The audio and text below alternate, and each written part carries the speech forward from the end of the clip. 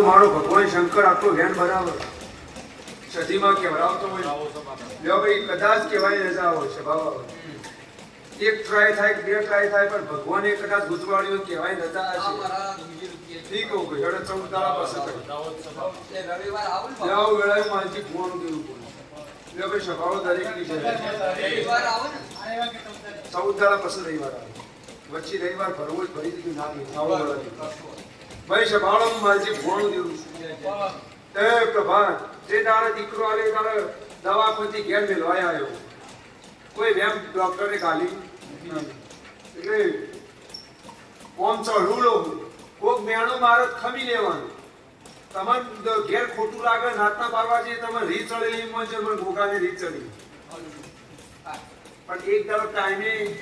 માણસને બતાવ તો ખરું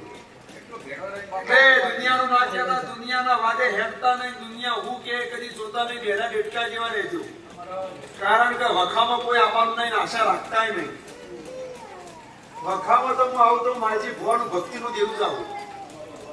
અને એના માટે આ માણસોએ તરફ ભૂમિની ને તપોવન એટલે હારું ઊંચા તે કોમમાં આવે તે કદાચ ગયન હારું ઊંચું ના થડું હોય ત્યાં દુનિયાનું દુઃખ મળતું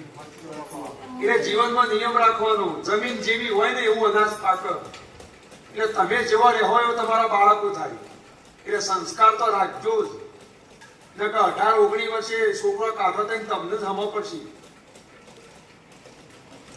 પછી એમ થાય ચોજો માટે પણ સંસ્કાર ને તમે જેટલા દેવ મતી રહો એટલું તમારું ઘરનું મોણા દેવ મતી રહે નકર બિયારણ બગડતા વાર લાગતી અને એક વખત જમીન બગડી જાય ને એટલે સભાવડો તમારો બાળકો રપણ ધમટી છે એવું વેળાએ બોલ્યું એ ભાઈ સભાવડો દરેકની છે આવું માલજી કોણ દેવું છું જે મારો દેવનો ભગવાન એમ કે હે આકાશ આટલું વેણ આલું તને